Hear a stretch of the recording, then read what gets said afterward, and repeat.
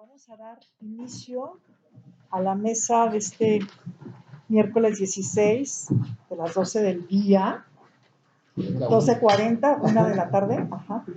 Y van a estar presentes aquí, en primer lugar, Vanessa Burhan, que viene de la UNED y es doctoranda de la UNED y presenta una conferencia, Conversaciones Poéticas al Son del Silencio.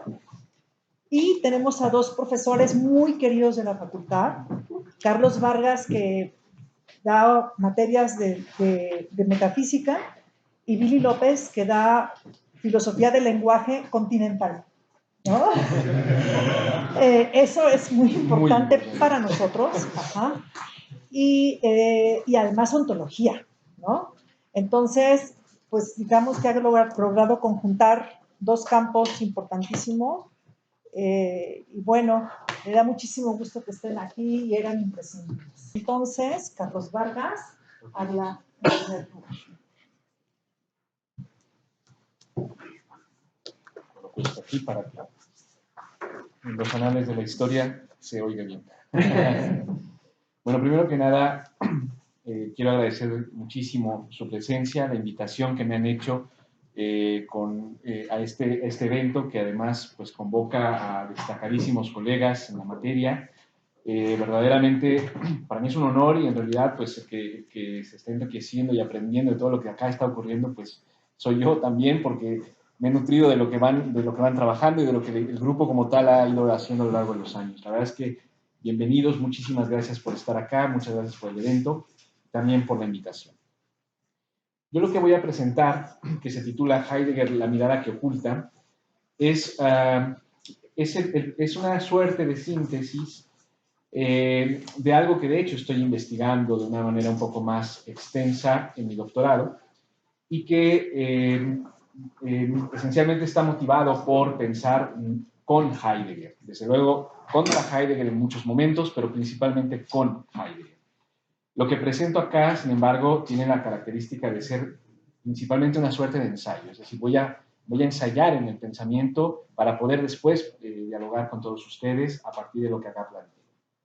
La idea básica, que por lo menos podría servir como un norte mínimo para adentrarnos en el texto que ahora voy a presentar, es justamente la idea de que podemos apropiarnos de Heidegger y el diagnóstico que hace, no solo de la modernidad en el texto conocidísimo de la época de la imagen del mundo, sino en realidad en prácticamente toda la obra heideggeriana, como una crítica al imperio de lo visual en el desarrollo del propio pensamiento filosófico. El imperio de lo visual ha derivado también en diversas manifestaciones que de hecho hoy en día son palpables, como cuáles, pues como los desarrollos tecnológicos, desarrollos tales como justamente las sociedades del espectáculo, y en suma todo este despliegue que exige que todo sea visible, que todo sea evidente, que no haya espacio para el retrotraimiento y menos aún para que algo quede disimulado. Todo ha de ser visto. Esto, que se puede corroborar de maneras sociológicas inclusive, me parece, tiene hondas raíces en el desarrollo del propio pensamiento filosófico. Y Heidegger, al menos en lo personal, me ha ayudado a ir descifrando un poco este hilo. En lo general, de esto es de lo que va la cuestión. Comienzo la lectura, entonces. Es breve para poder dialogar. En su República, Platón indica que los filósofos son aquellos que logran contemplar el espectáculo de la verdad.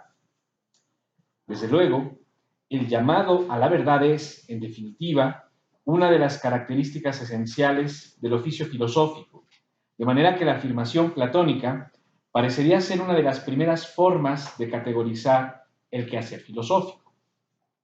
Pero lo llamativo es la noción de espectáculo.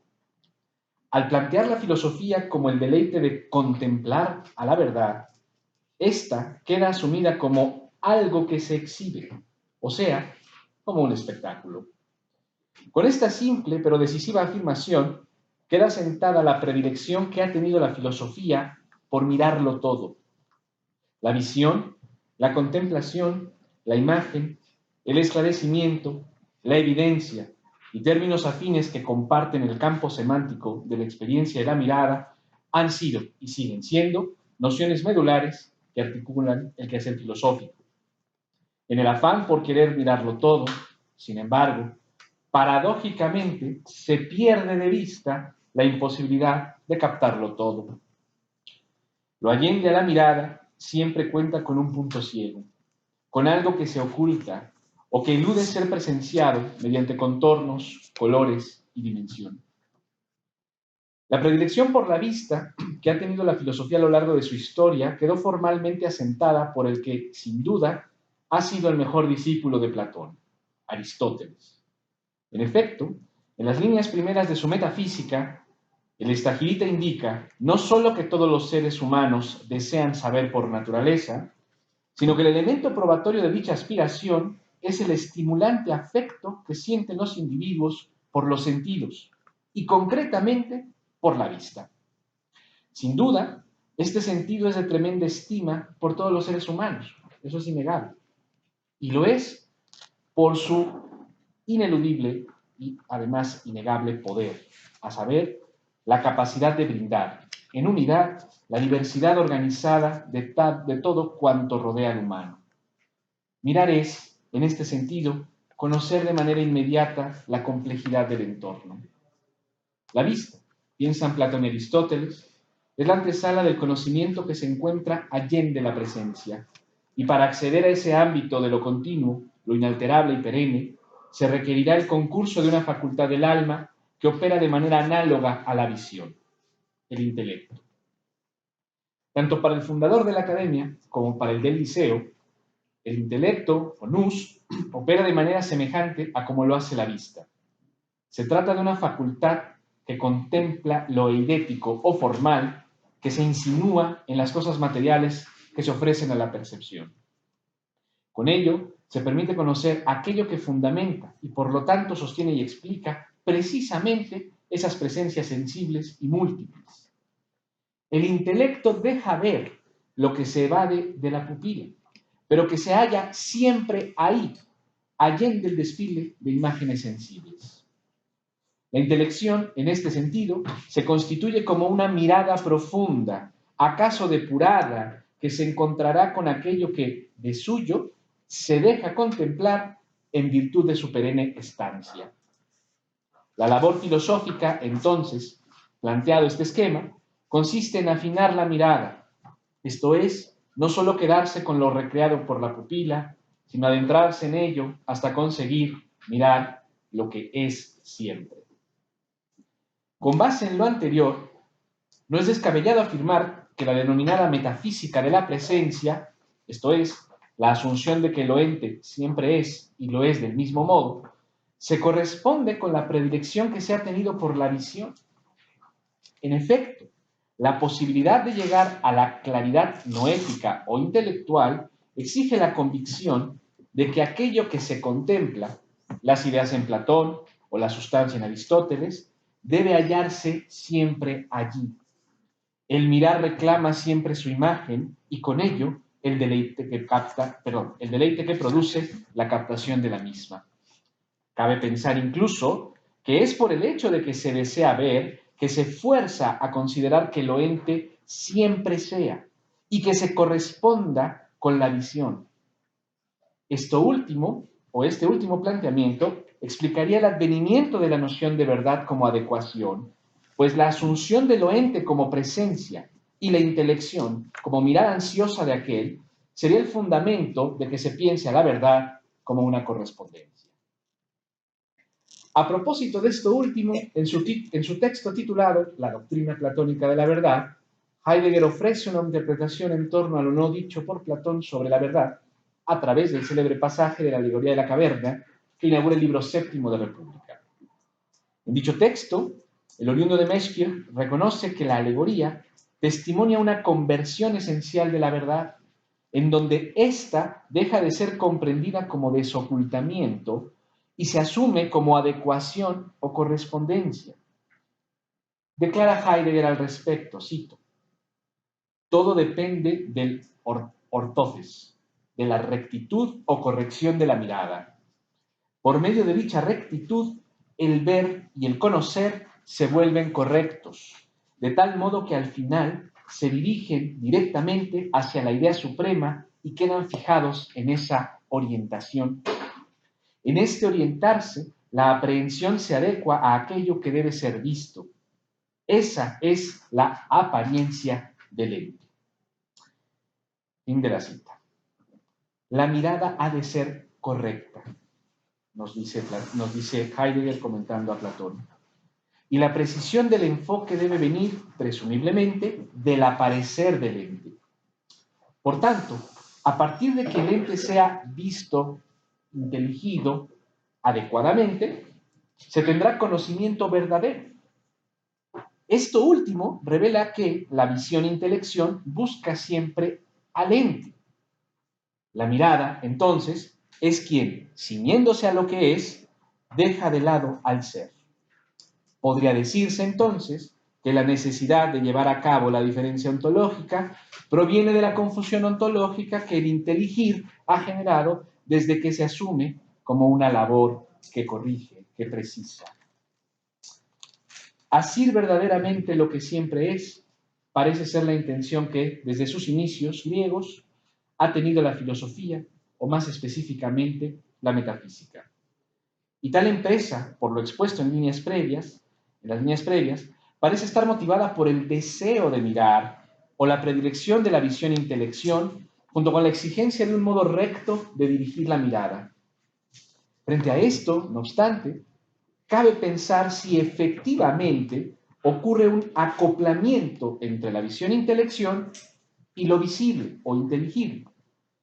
¿No es posible que acaso la visión determine lo visible?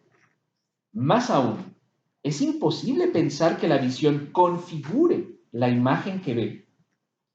Las respuestas a estas interrogantes ha sido afirmativa. El testimonio de ello es el despliegue mismo de la modernidad, en tanto que época de la representación, o como la llama Heidegger, de la imagen del mundo. En efecto, a partir de Descartes, la aporía en torno a la existencia en sí de lo Allende a la Rascogitans abrió la puerta para pensar que aquello que se encuentra frente a un yo, es decir, un objeto, depende enteramente del único ente que puede ser conocido por el ego, él mismo. Como afirma Heidegger en su texto La época de la imagen del mundo, a partir de Descartes, la subjetividad se identifica con el ente humano y de este ente todo cuanto aparece, y desde este ente todo cuanto aparece queda configurado y establecido. Con semejante acontecimiento, es decir, la identificación de la subjetividad con el ente humano, todo lo óntico comenzó a ser asumido como aquello que, de una u otra manera, depende y deriva de la mirada que la subjetividad despliega. Siendo todo imagen, el ser quedó aún más sepultado bajo capas y capas conceptuales que, creyendo seguir cultivando el dictum de la verdad como adecuación, en realidad configuraba nuevos y más complejos sistemas que a su vez reconfiguraban el orden en el que habitan hombres y mujeres. Así pues, desde los albores de la modernidad, el mundo contemporáneo es una constante configuración. Hoy cabría hablar incluso de codificación. Esto, naturalmente, ocurre desde una perspectiva visual o incluso imaginativa, quiero decir, de concepto de imagen, que muchas veces impide siquiera notar que más allá de lo que se puede ver o lo que se puede inteligir, podría abismarse el pensamiento. La mirada de la subjetividad moderna ya no solo será contemplativa como en la época antigua, sino que será productiva. El mundo moderno, como también ha señalado el autor de Ser y Tiempo, no solo se caracteriza por estudiar a los múltiples entes hasta sus más recónditos aspectos, es decir, porque justamente se despliega la labor científica moderna, sino que además de ello, también se presentará como esencialmente, la mirada de la modernidad, transformadora, emplazadora. Lo ente en la modernidad se haya determinado y alterado por la visión del sujeto, de manera que cada vez se torna menos accesible la posibilidad de siquiera plantearse la pregunta que interroga por el sentido del ser. El diagnóstico que realiza Heidegger sobre el mundo moderno en su texto La época de la imagen del mundo ayuda a reconocer que el afán de mirarlo todo puede ser considerado como una de las razones que explican el desarrollo del mundo contemporáneo. El deseo de control y sometimiento de lo ente, que explícitamente quedó afirmado en el Novum Organon de Bacon, ha devenido en sistemas cada vez más complejos que operan configurando la experiencia de los individuos en el día de hoy. La mirada que todo lo mira, o como lo denomina también Foucault, el panóptico, tiene su origen en este empeño porque todo lo ente entre por la mirada y se ajuste a las categorías que la metafísica diseñó desde los tiempos aristotélicos. Sin duda, los tiempos que corren son herederos del dominio de la mirada. Pero como dijo Heidegger al reflexionar sobre la esencia de la técnica, citando a Hölderlin, es factible volver al origen y dejar que el pensar navegue de modos diversos a como lo hizo en su discurrir metafísico. La propuesta que, ante el dominio de la mirada, se ofrece en estas breves líneas es la de retrotraerse al silencio. Se trata de reconocer, por un lado, que la visión no necesariamente es el modo fundamental de habitar en lo que hay. Basta volver sobre las culturas más arcaicas, Grecia, Japón, el mundo prehispánico, la India, para reconocer que la mirada no es el único modo de vincularse con el entorno. Esto da pistas en pos de indagar otros modos de dejar ser al ser, sin la pretensión de una correcta y, por tanto, ortodoxa forma de mirar. En Heidegger, tal posibilidad viene dada por el reconocimiento de que hay un abismarse en aquello que se sustrae al ente. Se trata de un adentrarse, una intuición que ya no es pura visión, sino una suerte de entresensación, un entresentir, cabe decirlo. La apuesta puede ir por comenzar a indagar la fuerza de la escucha, como aquello que no solo se da en los oídos, sino que acontece en la totalidad del propio ser. Pero adentrarse en tal vivencia exige el paso previo de reconocer que la imagen, siendo tan espectacular, en realidad enceguece. ¿Acaso la filosofía debe aprender a sumergirse en los abismos de lo sin fundamento, más que seguir encandilada con el espectáculo de la verdad? Muchas gracias.